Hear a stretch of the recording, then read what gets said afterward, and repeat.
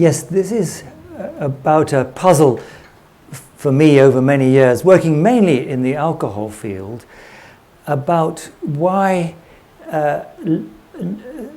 little use seemed to be made of the 12-step groups that were out there.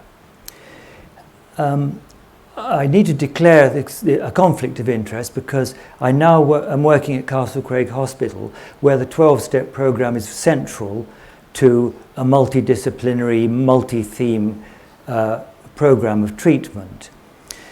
There are many people, probably many people here, that know a lot more about how the 12-step groups, the 12-step fellowship works, and how and why it works for some.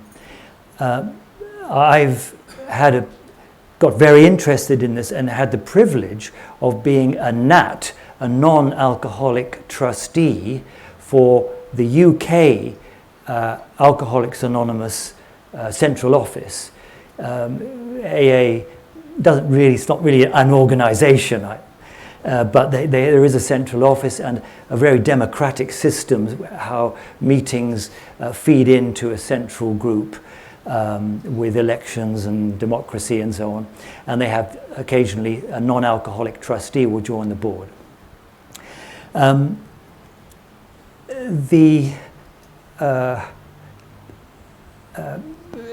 me just ask you a question. What percentage of people with alcohol dependence receive treatment in a given year in England?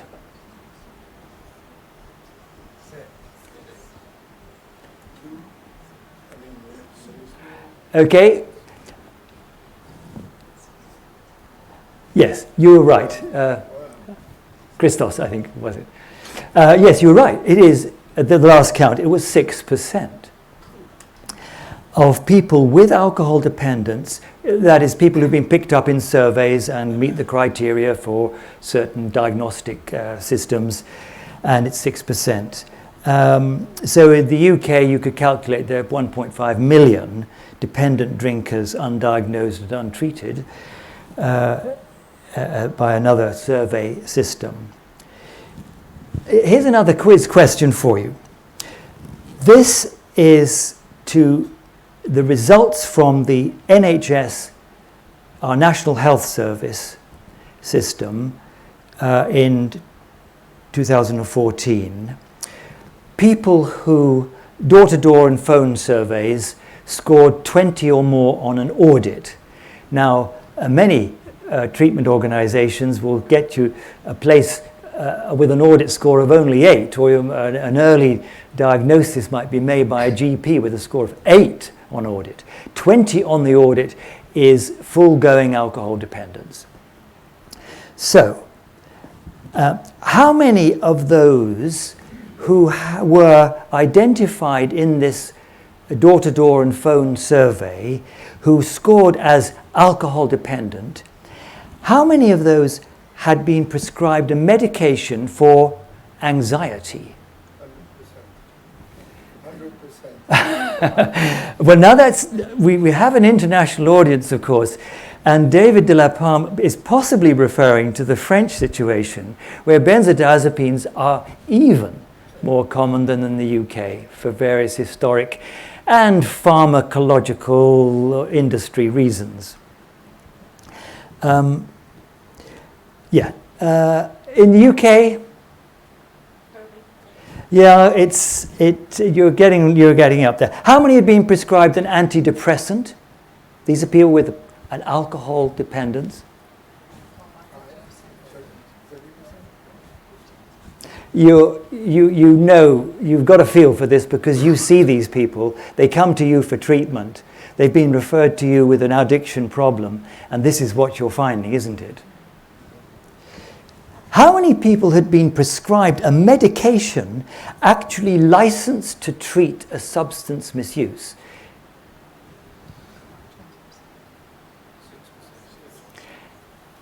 Yes, it's 6%.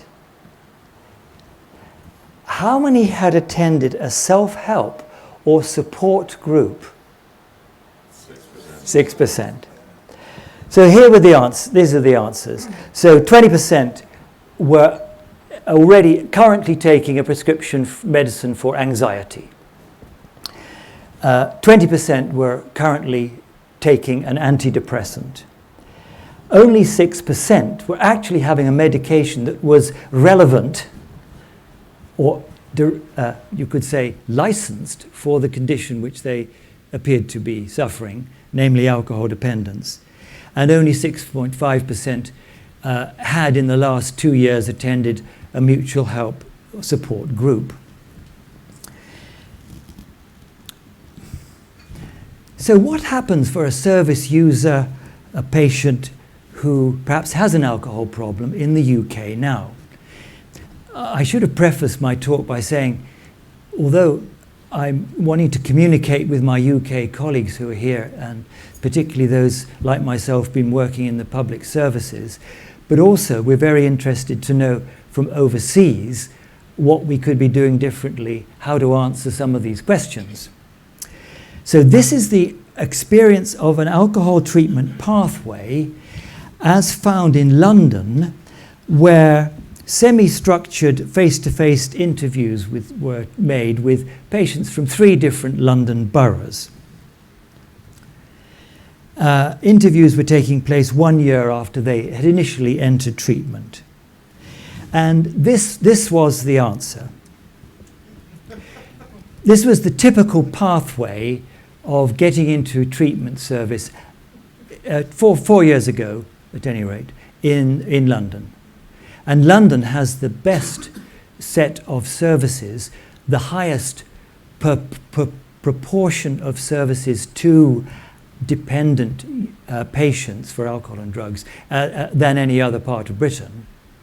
But nevertheless, this was the pattern that seemed to be. So as Colin Drummond and his colleagues at Gilbert and Co. Decided that current alcohol care pathways require significant levels of motivation and self-efficacy to navigate, which few patients possess. Pathways should better reflect the capacity and capabilities of patients to be successful in supporting recovery. So there's something about the way we do things in Britain that makes it quite difficult for people to know where to go and how to get help. So the National Treatment Agency, I think it's probably changed its name by now, because that was 5 years ago, and these agencies change their names very, very frequently. At that time, they published a report showing what treatments were being given in England. And of course, most people, practically all people turning up to services were getting some talking therapy. And that may well have been a motivational type of interview. Certainly that phrase would have been being used whether or not the individuals who thought they were practicing motivational interviewing were indeed practicing what Bill Miller, Steve Rolnick and others would have themselves taught them as motivational interviewing. We don't know. But it was talking therapy aimed at attitudes and behavior. Medication to detoxify or prevent relapse, 11% only. Having been admitted as an inpatient for 2 weeks or more, 10%. And 4% identified by the National Treatment Agency in 2013 had had any residential treatment of more than 4 weeks.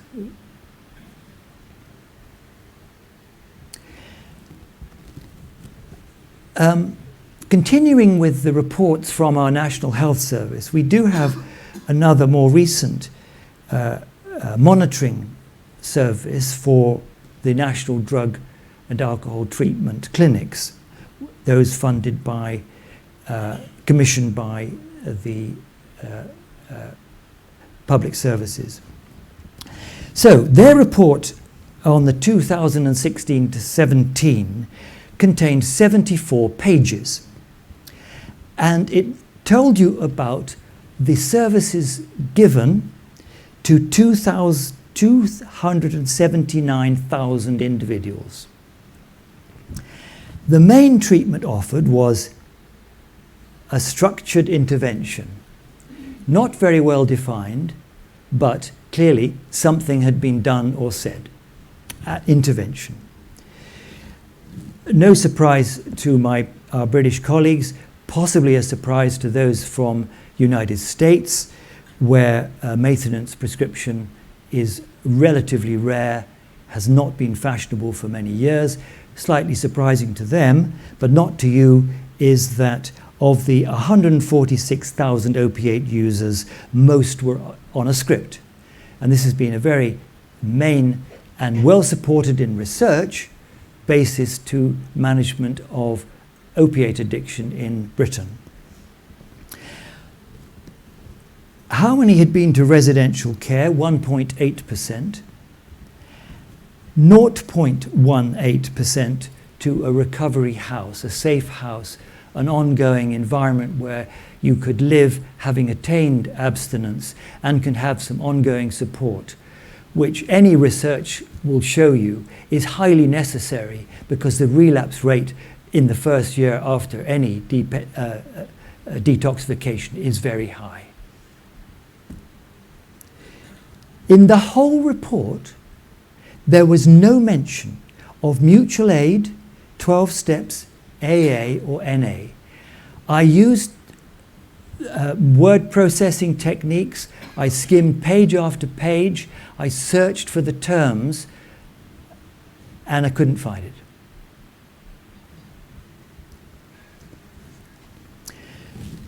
Ed Day, consultant psychiatrist in Birmingham now at King's College, I think when he's still in Birmingham, looked at substance misuse treatment workers' attitudes towards 12-step support groups.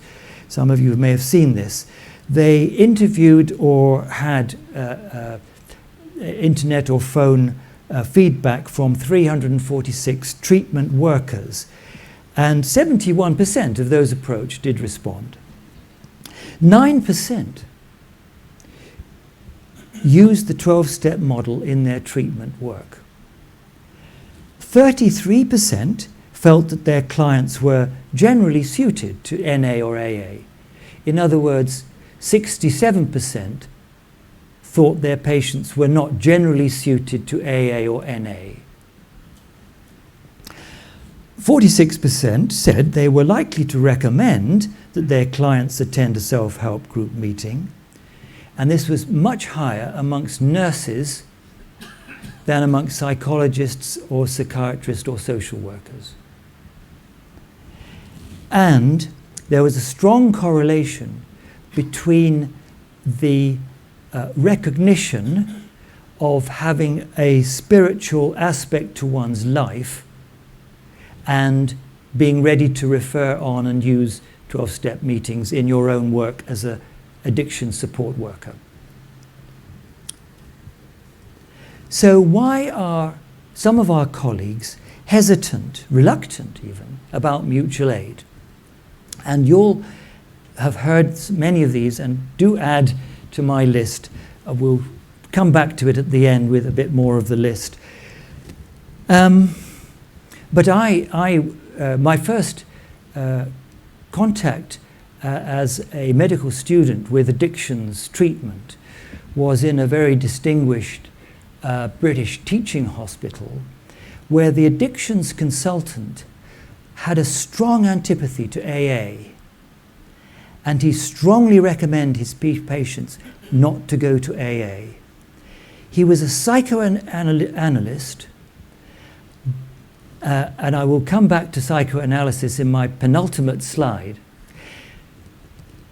He was a psychoanalyst who helped many people with certain neurotic conditions, but he had this strange antipathy to AA, that it was a terrible addiction to give your life where you would be swamped by others who were ill. It was a strange, awful addiction. And he taught that. Now that's 1960s. The groups are religious. That's a common objection. The God word keeps coming up as a reason for being afraid of AA. Vulnerable patients may be unsafe. Now, we don't collect evidence about this, but you and I may have heard anecdotally there are some vulnerable people in any mutual aid groups, and there are sometimes people who, as part of their vulnerability, are maybe seemed even predatory, trying to resolve their own issues, etc. Clearly, there's a certain amount of care and caution whenever you enter a new group of any kind. It becomes another addiction. I think that was my undergraduate teacher's problem.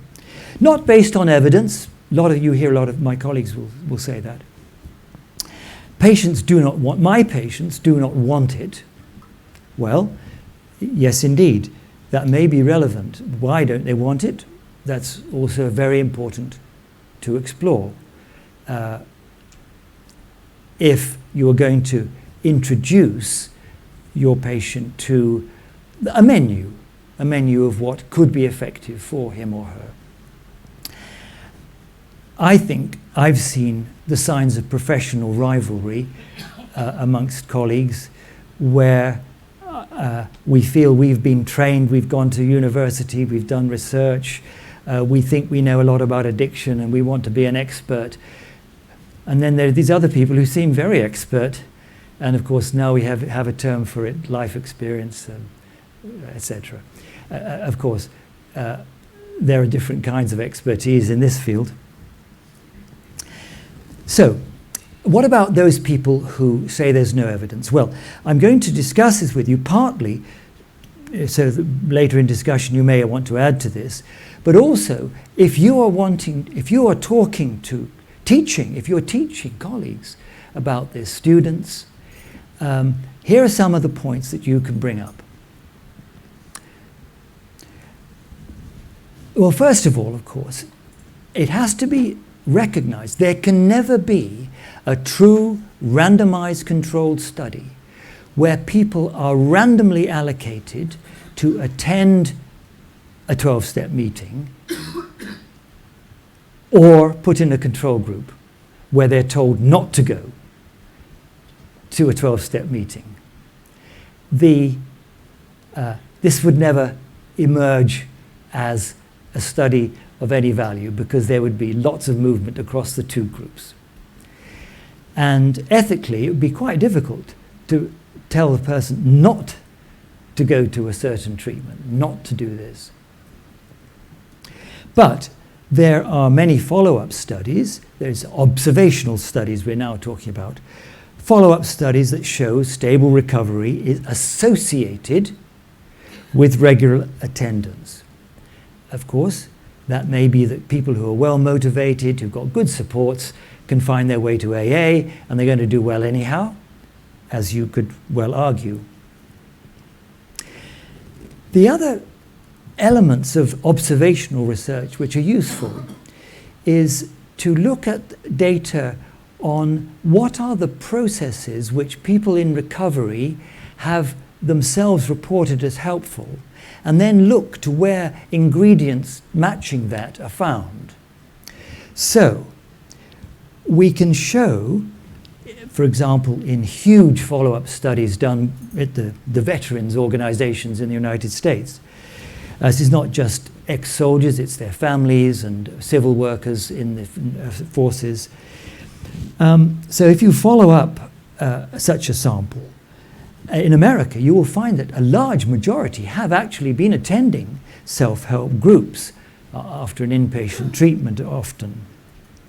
And that involvement with the groups does predict abstinence at 1 year. And that it's the enhanced friendship networks and a facility to use active coping mechanisms, responses to deal with situations, which appears to mediate these effects.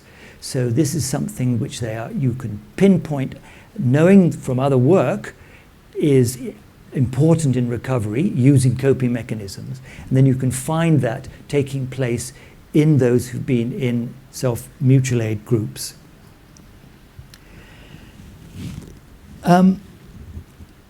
Another American study done by the American government research agency, the National Institutes of Health, by a hard-bitten statistician, Deborah Dawson, doing surveys throughout the general population on health matters. In the early of this century, in a widespread health survey found 1,000 patients with current alcohol dependence, active alcohol dependence. They went back after 3 years, identifying, re-interviewing the same individuals wherever possible, quite a good follow-up, and looked to see what were the correlates of a self-reported abstinence recovery at the 3-year point. Interestingly, ethnic origin was predictive of good outcome, Black, Asian and Hispanic. Having young children at home was a predictor. Young children at home at the time predicted a later better outcome. Attending religious services greater than or equal to weekly, and having initiated help seeking round about the time of the first interview that included 12-step participation. So again, an association was found between signing up, attending 12 steps, and better outcome 3 years later. Now, as I said, randomized controlled trials of AA itself in the classic kind can't ethically and methodologically be conducted. However, there is a series of papers where random allocation was made to intensive linking people with the 12-step movement. This consisted of training substance treatment agents, psychologists, nurses, some doctors, actually educating them about aspects of the 12-step movement, how to link people, how to help people get over their problems with the God word and with the spiritual complexities that seem to frighten some patients from ever even putting their foot over the door, and then monitoring how patients they'd started or linked with an AA meeting, how they got on, getting feedback after the first meeting, what did you think of it, etc. And this was the manual that was written for Project Match. Some of you will doubtless have been trained about the Project Match research done 20 years ago now. It was called the 12-Step Facilitation Manual, and it's still available in press from the National Institutes of Health. Just to remind you of the design, there were people recruited to this study both from outpatient clinics and newly discharged after short stay alcohol detoxification. Large numbers, all in all 1,700 people were recruited, and they were randomly allocated either to 12 sessions of, at that time, well-substantiated CBT, cognitive behavior therapy, aimed at helping recovery from alcoholism, or 12 sessions of the 12-step facilitation. That's what I described, where individuals the therapists are trained to answer the questions, to help assuage anxieties, fears, prejudices, ignorance, about what going to a 12-step meeting might be, and monitoring how they got on. Or the third group, you could be randomly allocated to just 4 sessions of motivational enhancement therapy.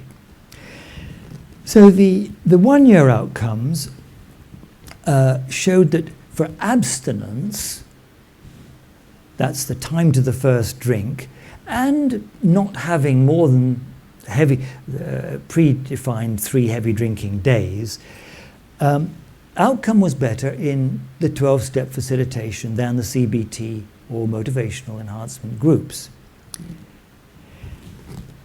But there was a distinction between those who at intake had been highly dependent, had scored on quite a lot of alcohol dependence symptoms, who did particularly well with the TSF, against those who'd come into the study with low dependence. Now, recruitment to these studies, as I well know, there's a lot of pressure to recruit people. We've got a target to try and, we've got to finish the study in 3 years. We've only got 20 patients from our center. Who else can we get into the study? And that tends to bring in some very mildly affected people, and people who probably are coming in this situation with an anxiety or depression problem where alcohol is linked, and who only just pip the alcohol dependence scale. Anyhow, those did better with CBT than 12-step facilitation in that study. The 3-year results showed some dissipation of the 12-step facilitation effect, but it was still there, and quite a lot was still regularly going to AA. This is in the United States, of course. Here are some references, and of relevance to us in the UK is this finding, that the difference between the groups was greatest where family and environmental support for abstinence was low. Now, in Scotland, when people are going home, or we've detoxified them in the community and they're returning home that evening, they may well be going to a place where people are drinking. We have a 90% drinking culture in Scotland. Very little support for abstinence. So you get this particular effect when there is low support in the environment for abstinence.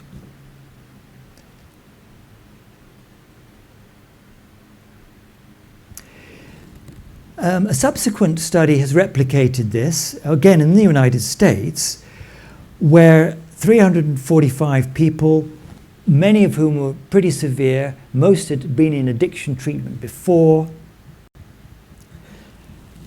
and standard referral was, please try, here's the list of AA groups, here's a leaflet, AA and NA, against a set of counsellors particularly trained to link patients to the 12-step movement, who then checked how they were getting on with meetings.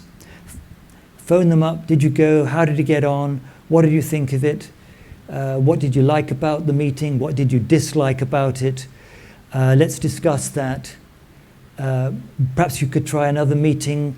That does sound as if it was a bit chaotic, that meeting, because a drunk turned up and that fulfilled all your prejudices that this is just a place for drunk people to go and talk, etc. So the 1-year follow-up, the excellent follow-up, 93%. And the intensive referral, 51% were abstinent still at 1 year. Standard referral, 41%. Well, in our literature where we do follow-up studies, these 10% advantages are important. We can't see response rates like giving penicillin to someone with pneumonia and they get a 90% recovery. We're not in that game. A 10% advantage is well worth aiming for. And of course, the intensive referral, they were attending more meetings.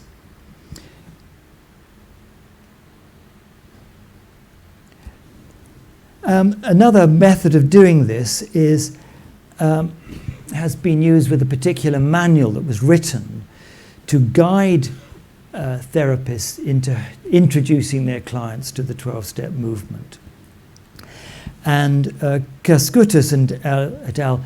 Did a sort of on-off. They ran the clinic for 1 year not doing this. Then they ran the clinic for a year with a lot of attention to linking people to 12-step.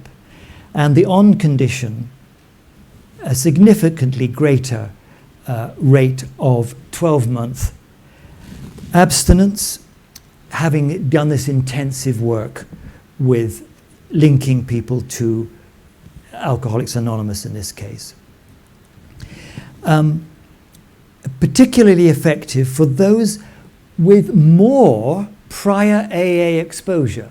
In other words, when you get a group of people coming to the clinic, you may well find that they've been to 1 or 2 meetings and they didn't like it. And they had a feeling that grew in their mind of that is not for me. Whereas someone naive might be more ready to, oh, I'll try AA, yeah, I've heard about that. Oh, yeah, I'll give it a go.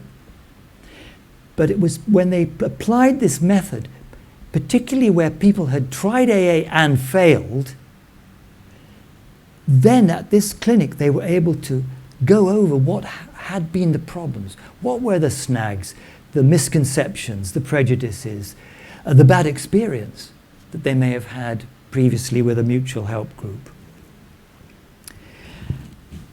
Paradoxically also, they had a greater success rate looking at the atheists and the agnostics, because those who were perhaps more spiritually inclined would have been going anyhow. It was when they did this work, particularly with those who were atheist, and helped them with their concepts of, maybe misconcepts of what a belief in a higher power might be, that's when you got the effect.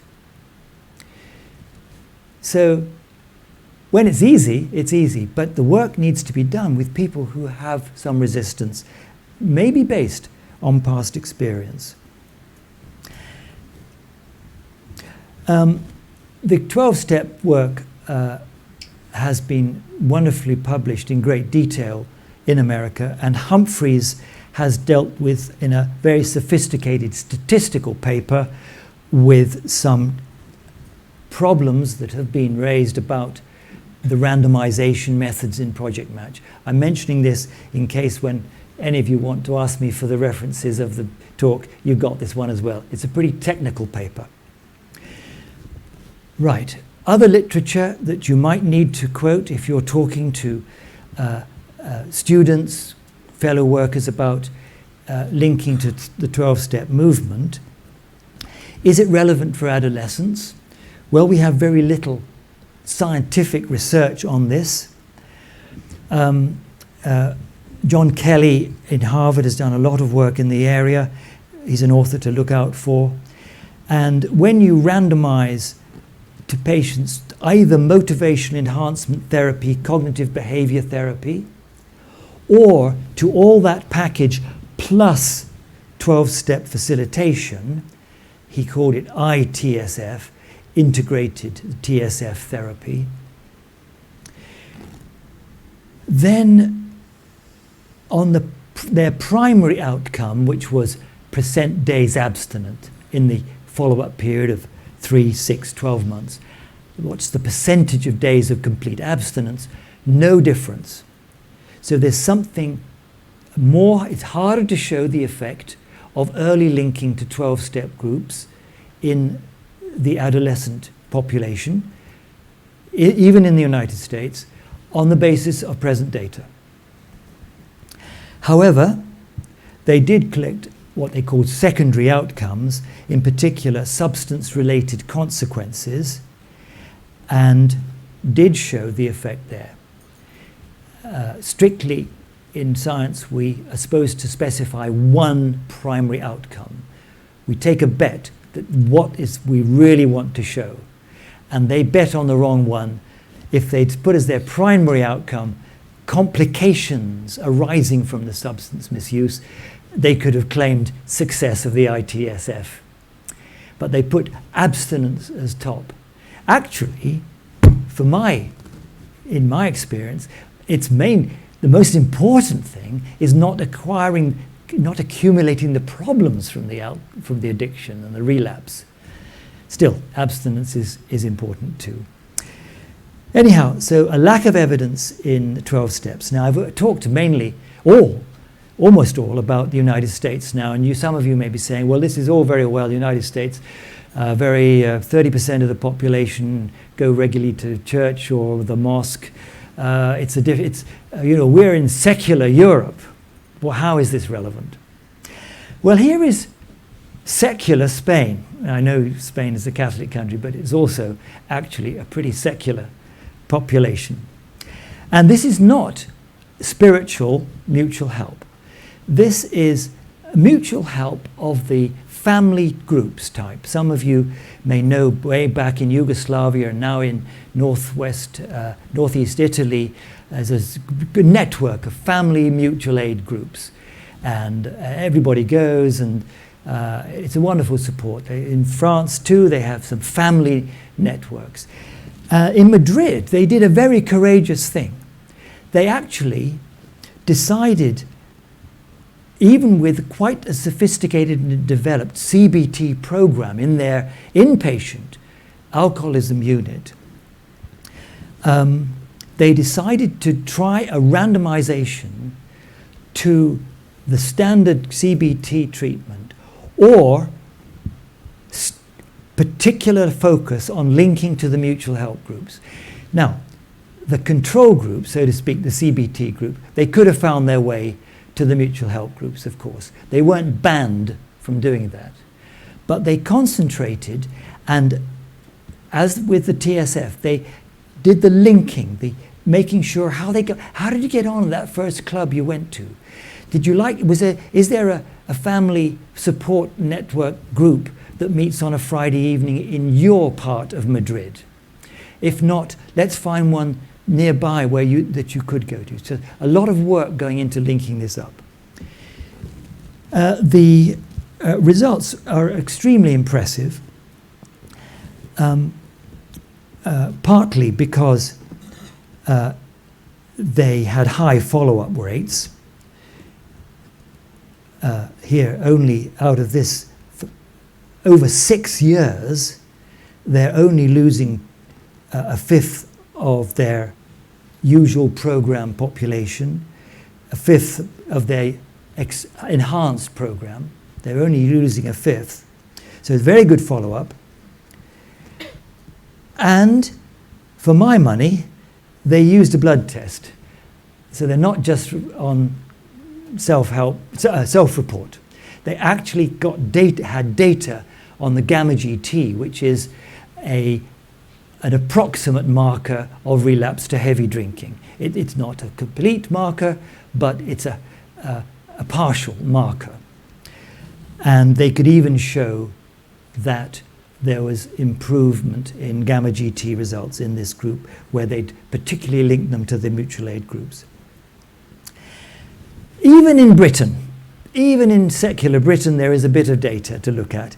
Here in London, Gossip, a long time ago, did a 6-month follow-up and found that the people from, mainly from Camberwell, the units, treatment units in Camberwell, were doing better if they'd been going to AA. Gossip, a hard-bitten psychologist, he looked at this, and the relationship was sustainable after trying to control for so-called confounding variables, i.e.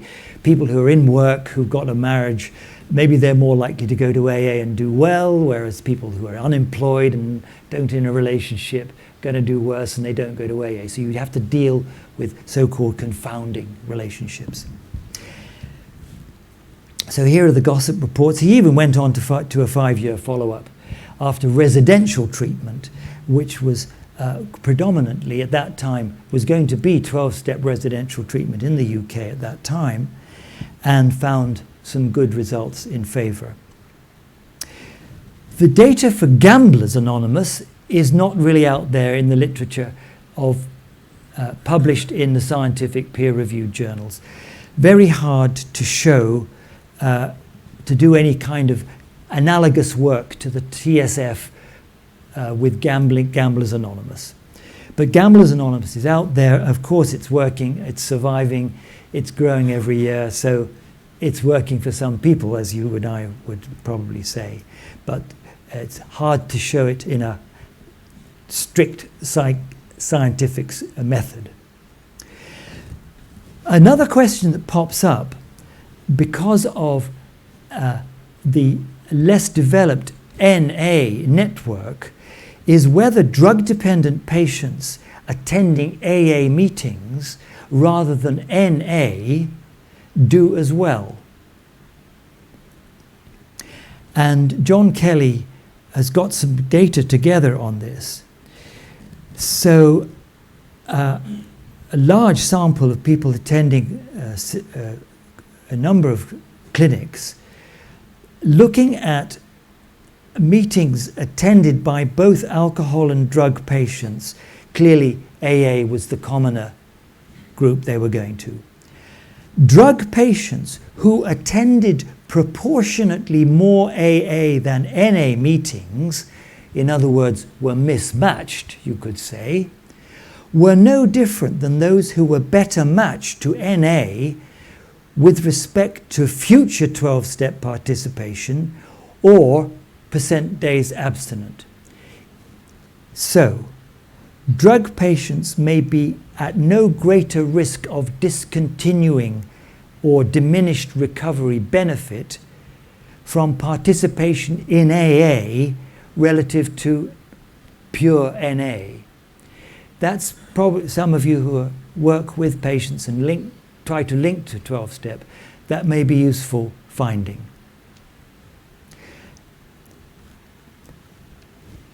There are anecdotes of AA meetings where they don't welcome heroin users, but here they're going to benefit too.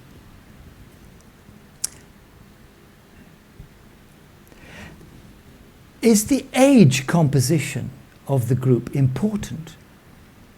In other words, those studies with the adolescents, was the problem they weren't really being fitted into proper adolescent kind of groups.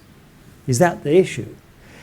So here's 302 young adults enrolled in a US-wide naturalistic study of people who've been in residential treatment. A big sample assessed 3, 6, 12 months on whether they were attending 12 steps and their age composition of the groups they were attending. Just briefly to summarize this, it looks as if you can enhance the likelihood of early remission and recovery by locating young adults to, and initially linking them to those groups you've located where there are a lot of young people. That's the earlier data. But once engaged, outcomes were better when they had diversified this. These young people had diversified and were going into groups with a wider age range. I find that very interesting. It looks as if to link the age amongst all kinds of other problems of identifying on that first meeting and the first 2 or 3 meetings. Of course, being able to identify with other people who are there, bound to be important. But overall, in the follow-up of up to a year, that it seems to be better to encourage going to broader range AA meetings. So, yes, it looks as if it's important. So what have we concluded in Britain? Well, in Britain we have the National Institute of Clinical Excellence, which reviews the published peer-reviewed evidence on treatments right across the spectrum of medicine and surgery. And they produced guideline 115 on the management of alcohol dependence. And yes, giving information about the availability of community support networks and self-help groups, for example, AA or Smart Recovery, is recommended. And helping your NHS patients to participate in community support networks and self-help groups is important. So it's there for our services in the published, so to speak, government guidelines. And why not? Because NICE looks at cost. NICE also has an economic limb where they look at the costs of treatment. You read in the paper, this anti-cancer drug has not been authorized by NICE because the effect rate against the cost is out of proportion. In other words, the cost effectiveness is excessive. Cost effectiveness is effectiveness divided by cost. Do you remember from algebra when you divide a number by 0, like the cost of AA is 0, so the cost effectiveness of AA apparently comes out as infinity. I think NICE might have realized that. So here's the history in this century of, and for Western countries, of what's been used in treatment. AA, as you know, goes back the furthest. Some medicines have come in with small effect sizes. Motivational interviewing is going strong.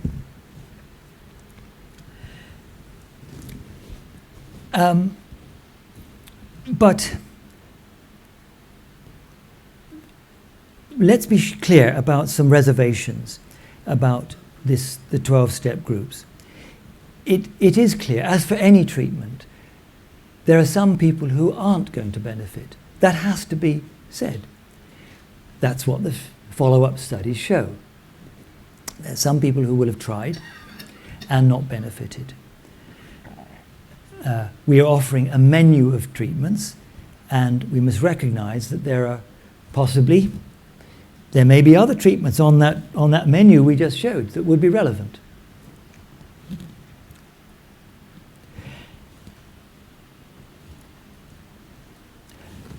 The recovery of quality of life isn't instant.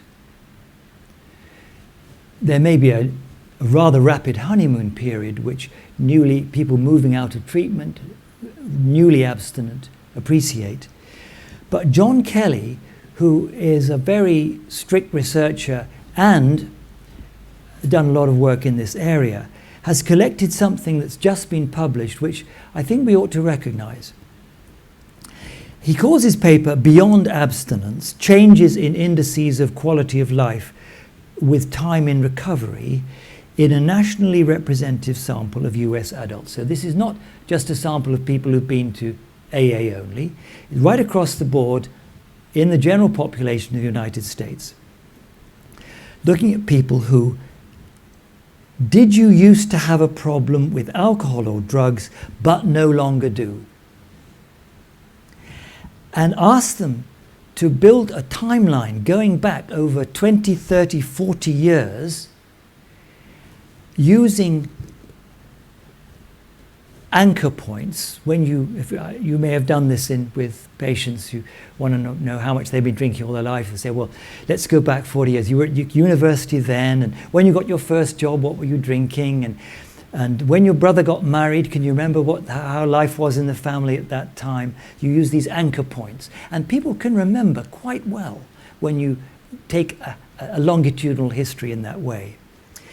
And he's done something like this, and he's found that relations between time in recovery and measures of well-being, happiness, self-esteem, recovery, capital, who you know is in good recovery, psychological distress, looking at the first 5 years and also the first 40 years after resolving a drug or alcohol problem. Recovery was associated with improvements in well-being with the exception of the first year, where self-esteem and happiness initially decrease before improving. I think we sometimes miss this in some of our patients. They are so ecstatic of having done a community detox or done an inpatient 4-week program, and they think they're changed and life is beginning. The family at home, of course, may not. The family at home is still suffering and wounded and have their wounds untreated, perhaps. Anyhow, for some, whatever the reasons are, that first year is not automatically, magically easy. In early recovery, women, certain racial and ethnic groups, and those suffering from opioid and stimulant-related problems appear to face ongoing challenges. So these are the particularly higher risk groups. Women going back home, certain stigmatized groups, opioid and stimulant-related problems, particularly at more risk than your alcoholic male patient of having a very transient honeymoon period. But so staying with them, and that's of course what the groups do, that's what the mutual aid groups do. They're always there. They don't go off on holiday. They don't suddenly ring up and saying, sorry, I've moved to a new job. The groups are there, and they help people through this tricky period because they know what it was like. So let's go back to those clients' and staff's objections to 12-step meetings. Higher power is a tricky concept, very perplexing to many. This idea of unmanageable, wait a minute, surely I'm the only one who can deal with my alcohol or drug problem. How do you mean unmanageable? It's got to be me, I've got to do it myself, surely. The God word. Some people don't like the slogans. Some people think they're a bit cliched, and then you meet them 5 years later and they say, oh yeah, I used to think that was an unfortunate cliche, but I find it keeps popping into my mind one day at a time, damn it. Incorrect assumption that medication has to be stopped. Some people will object to the AA. They think AA tells you to get off all your medications, and a lot of our colleagues think that's wrong. Various reasons. Another dependency, the cult idea that it's unsafe. So these are objections that are out there.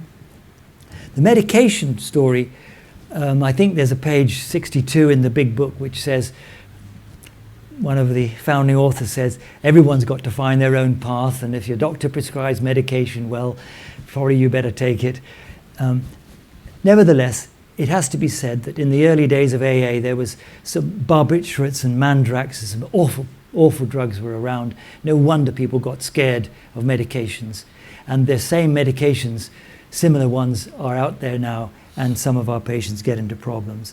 So, but it's not written into the tenet of 12-step or smart recovery or mutual aid that you don't take medications. Well, Public Health England is trying to catch up with this, and although the name changes, they have produced documents, and one is about facilitating access to mutual aid. The 3 essential stages for helping clients access appropriate mutual aid support. Identification, you help your client to identify groups, you encourage them to find and attend those groups, and you give them, maybe ask them to keep a journal, a log. Come back next week, make some notes after each meeting that you've been to. Don't forget it's supposed to be anonymous, but make some notes of how you felt. What's your thinking about this? And then review that with your client. Oh, so you had a bit of a hiccup when they all held hands and wanted to say a prayer at the end. You thought that was just not for you. Yeah, well, some people do find that a bit strange. Yeah, okay. So how did you handle it? Well, you have to hold hands anyhow. I mean, you can't just suddenly put your hands in your pocket. Oh, yeah, was it? Yeah, well, I did it. I stayed for tea afterwards too. That was really interesting. So addressing the queries, identifying those obstacles, and setting out a plan. And stage 3 is continuing to look at the pros and cons in that patient's mind. So that's FAMA, and it's out there, and our NHS and social services workers could access it very easily on the internet. How can you, people may say to you, well, how do these meetings work? Well, it is, I just have some ideas, and you will have your own ideas. Some of you who've been attending AA meetings yourselves in your own recovery, you may have your ideas about why it works for you. Clearly though, social networks, that's very obvious, that's plain, that there's a whole network out there of people you wouldn't otherwise be associating with.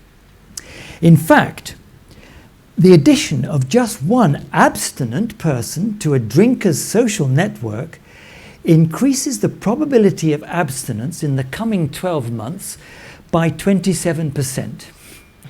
That was Mark Litt in Midwest United States doing a big follow-up study. So you could explain to your doubting, curious colleague, well, social networks has got to be something to do with it. Social networking, of course, is not just relevant in addictions. Social networks is the most powerful predictor of longevity in the World Health Organization data collection. Here is what the World Health Organization find as the predictors not just of mental health and well-being, but on hard impacts like, in this table, mortality. So here are the methods that will predict longevity. Stopping smoking, that will definitely improve your longevity. Blood pressure control, having cardiac rehabilitation could increase your longevity. Having blood pressure, physical activity. Anyhow, what's at the top? Social relationships. Having a high versus a low social contact. Sociologists have measured this in various ways for many years. So clearly, that has to be one ingredient. When I was trained in psychiatry, we had training about group therapy, and it was usually sort of psychoanalytic group therapy, really. Groups of 12 or 15 people. Yalom was a big guru in this area, but he ask people 12 months later what factors did they think had helped them in recovery from this is not addiction, this is neurosis, depression, anxiety. He asked a very large population did they attribute their improving mental health to. And here is what they showed. Learning about interpersonal relationships, catharsis, declaration, a feeling of group cohesion. They benefited from self-understanding. They thought about themselves, were forced to think about themselves. Improving their socializing techniques, probably important in group therapy a bit, I suppose. He used the term existential factors, which was a bit vague. It overlapped with universality, a feeling that you were part of the human race. Hope. Altruism. Actually, altruism came out top in this list. The feeling that I've been able to be of help to somebody else. They thought that had hugely benefited their own mental health and well-being in the coming year.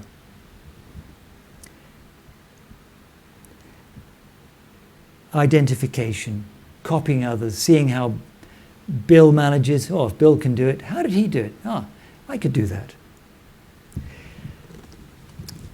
So, looking at the active ingredients, what actually do we know about active ingredients in recovery from addiction? Well, the psychologists have, over these 30 or 40 years, developed some quite strong theories about addictions. Social control theory, that you're more likely to get addicted if you have weak social bonds, you're not monitored in your family or personal area, and you get mixed up in deviant values.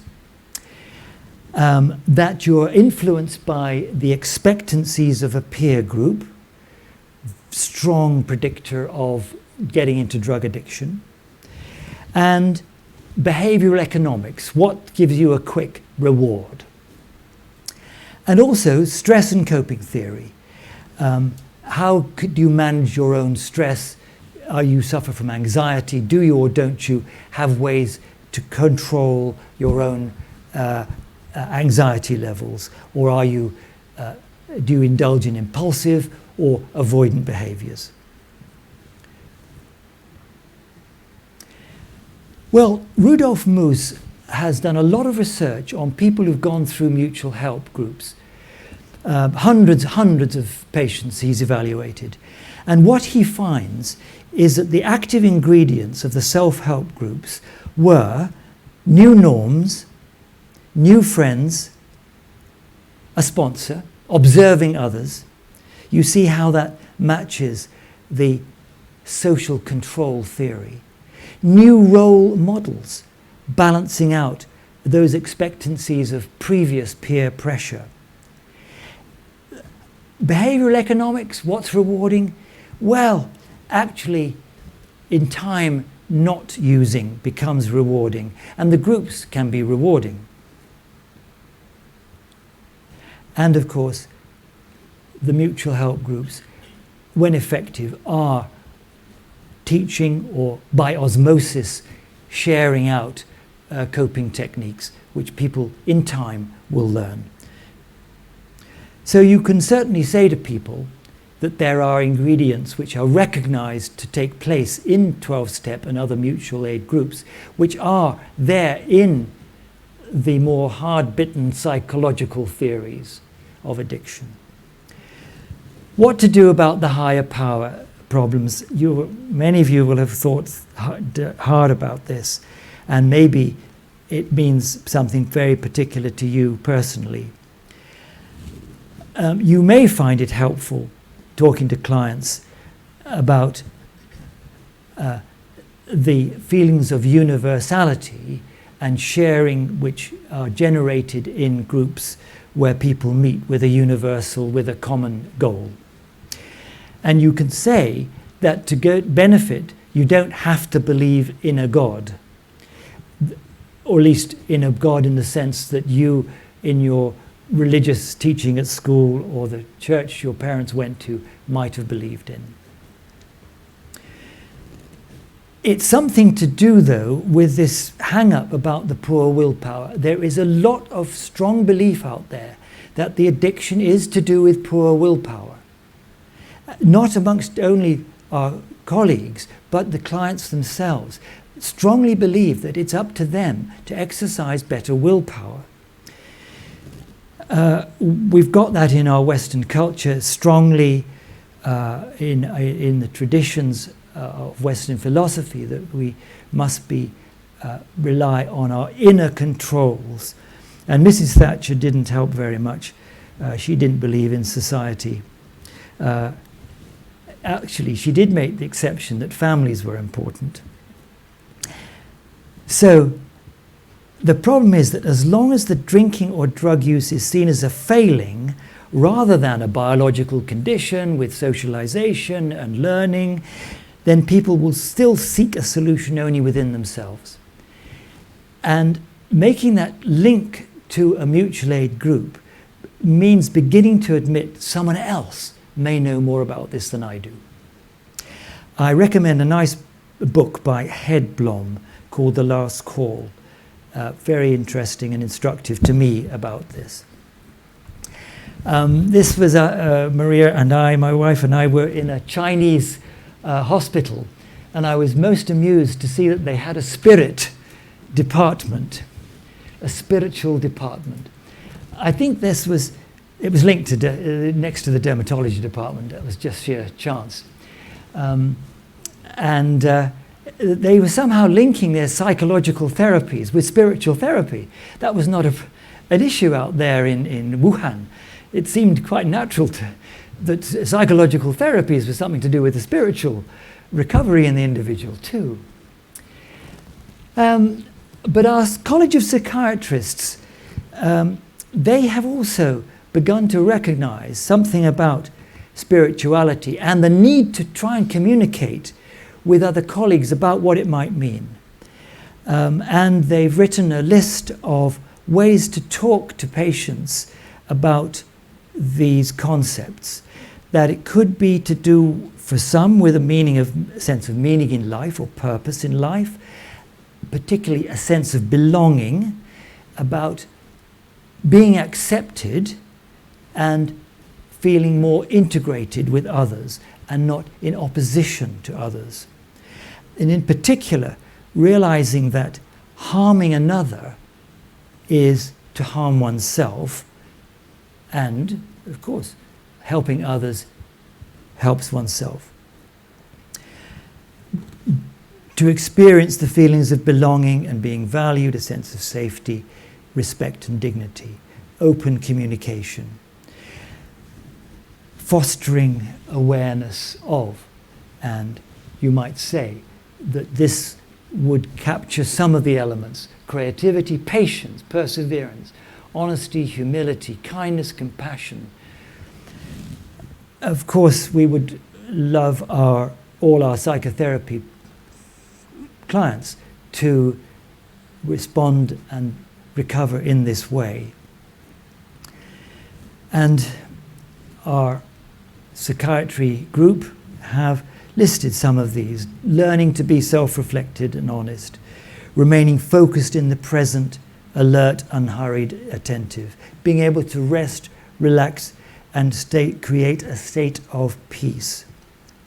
Empathy, courage to witness and endure distress while sustaining an attitude of hope.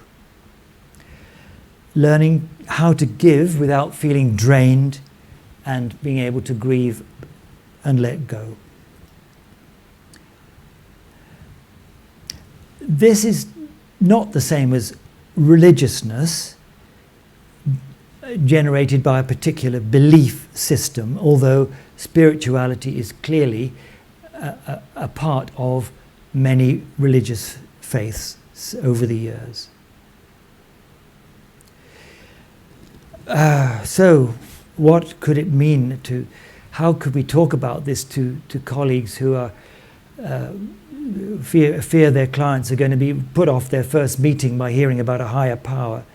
Well, just for a moment, ceasing to believe that you have to be in control of your addiction. There may be something else out there, someone else who knows something more than you do, that could be worth listening to. And accepting that there's a group that has strength and some humility, that you don't know everything. Acknowledging weakness. Many people I've found who come for help with addictions have been very strong in certain aspects of their life, very, very controlling and very successful too, but find that, for various reasons, there's one drug that they are unable to control. But to admit that seems to be a huge hurdle to cross. So here's a psychoanalyst that I learnt better from than poor Dick, who taught us psychotherapy at my medical school and was in charge of the alcoholism treatment unit. George Vaillant was a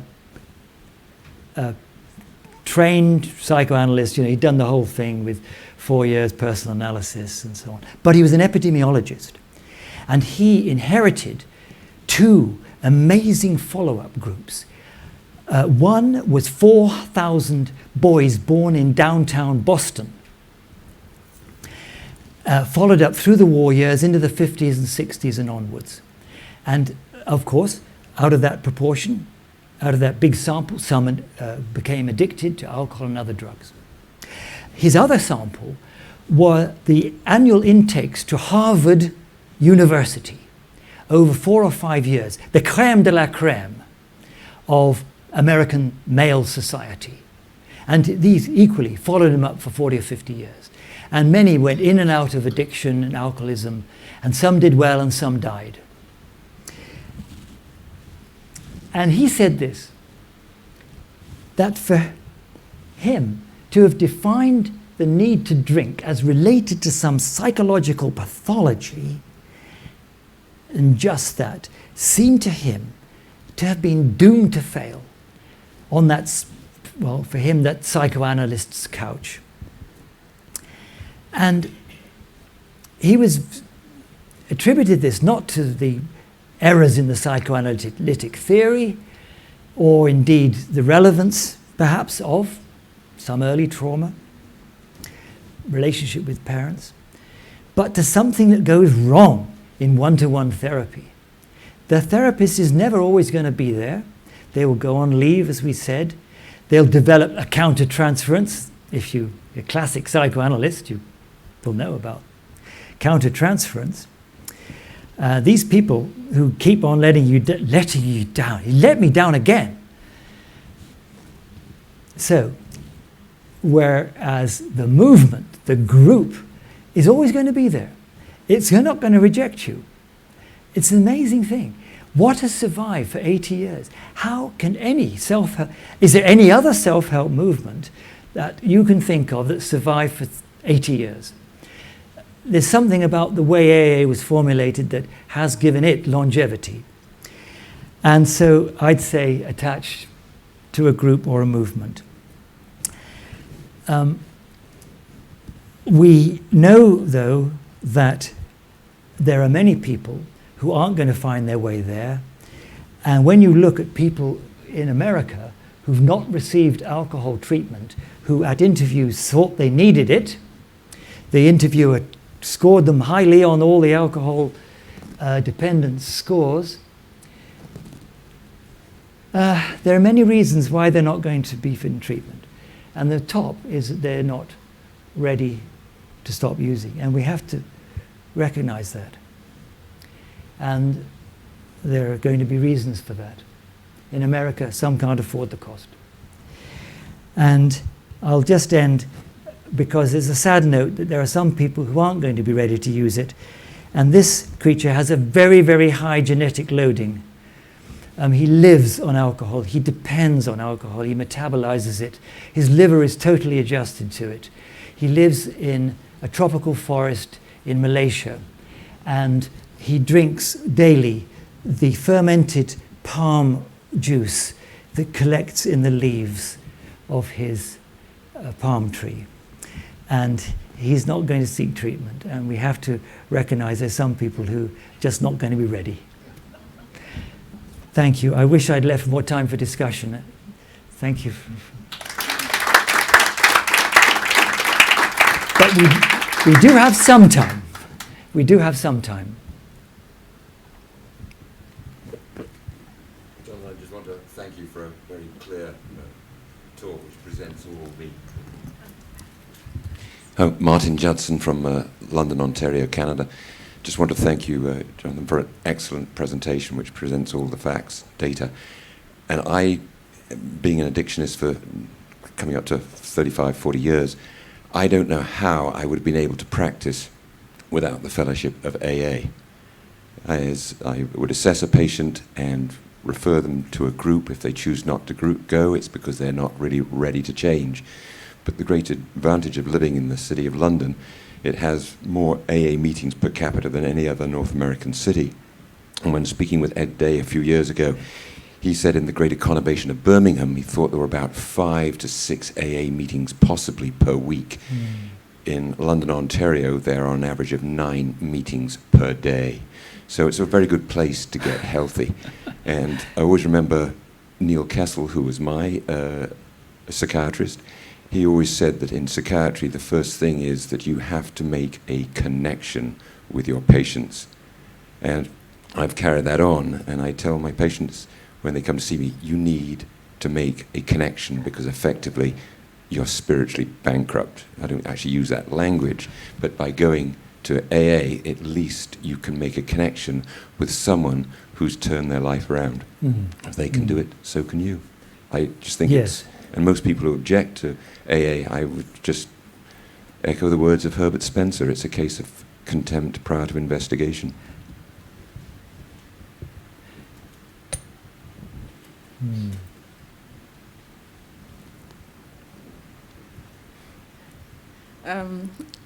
Good evening. Catherine Weaver, addiction psychiatrist in Manchester, working with Change Grow Leverage, national charity that provides drug and alcohol treatment. Thank you very much for the presentation. That just reminds me, and I'll take this to my teams as well, about the significant place in the alcohol and drug treatment, the 12-step facilitation. I just had 2 questions. What are your thoughts about the adapted versions? Things like Celebrate Recovery, where they actually look at the Bible itself as the 12 steps and other factors, and relate to not just the chemical dependency, but other areas of emotional well-being. And then secondly, what are your views about the online meetings, which a lot of service users say they can't attend meetings, but they can attend the online ones? Well, there maybe others who'd like to comment on the use of the online meetings. I do know people who have found them very useful because they are spending 6 weeks out of every 8 weeks at sea on some oil tanker. And online meetings, do you recommend this, any of you? Have you run into problems with that route? Better than nothing. Better than nothing. Wonderful. Thanks, Jonathan. Paddy Creedon. I must say I'm a member of an online group, and I'm a long time in recovery, and I would recommend them. Yeah, they're really well moderated, and my experience with them has been good. Yeah. Hazelden has online meetings from their website, so you can and they, Wonderful. You can sign up for them, and then they give you advance warning of the time and whatever. So Right. So David from De La Palme from Paris saying that Hazelden, you can go to a website for Hazelden and sign up via that route. Thank you.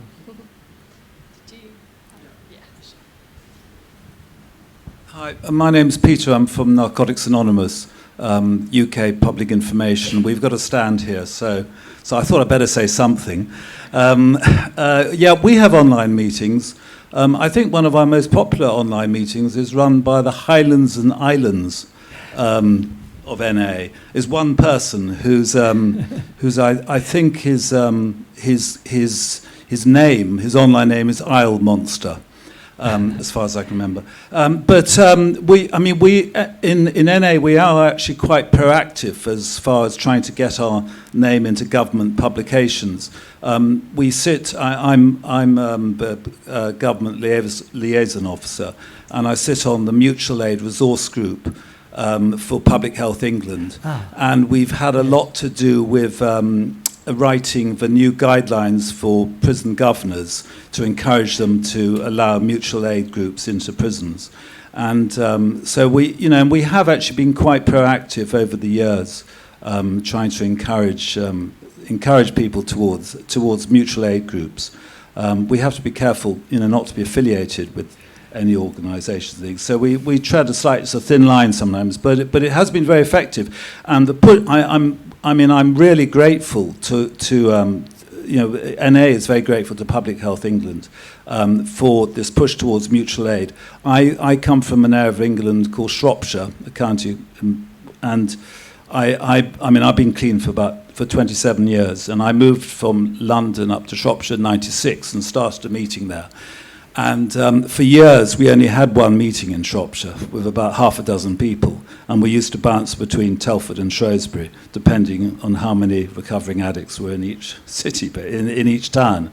And now we've got 6, and that's as a direct result of a push towards mutual aid and people and drug workers up there sending their clients towards our meetings.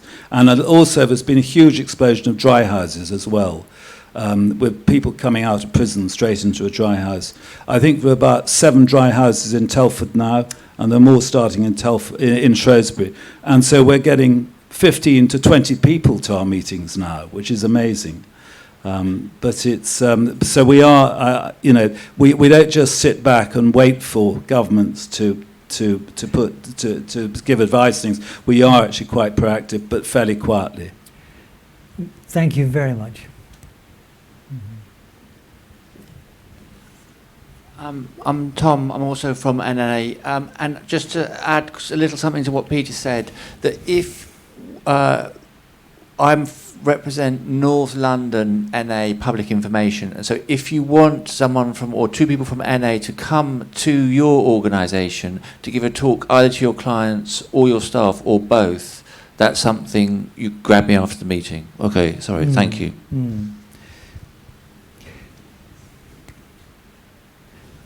David. Yes. Sorry. Thank you. I think we've discussed several times together the problem in France, because as you know, I work there and I'm based there, with the concept of abstinence in treating alcoholism in France. And I think there's in the professional world the idea to try to help an alcoholic do better is to control his drinking, basically, to learn how to drink normally, as we say, because I think there's a philosophical problem with abstinence, which is viewed as a punishment or as an imposition or a lack of freedom in your life and all that. So that's what I run against. I mean, this abstinence problem that. But I think AA has solved the problem beautifully by saying, with that wonderful slogan, one day at a time. We're not asking you to give up for the rest of your life. You'll decide that later, but just today try it, and then go from there.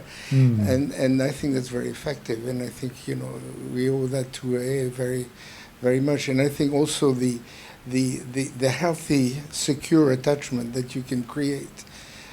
And getting out of the unhealthy attachment you have with the substance or with the alcohol and all that, I think that phenomenon is incredible. I mean, it really works. But I think Bill Wilson, when he came to France in the early '60s to witness how AA was developing in Europe, and he came to France. And he'd been there as a GI, as a soldier in World War I, and in the big book he says, I don't remember a minute of it because I was drunk the whole time. So, so he comes back sober, and first thing he said in France, he said, we're going to have a problem here because they don't know there is alcohol in wine, meaning the French people. So that's very much what we're up against there. So anyway, you know the problem just as much as I do. So, but thank you very much, Jonathan.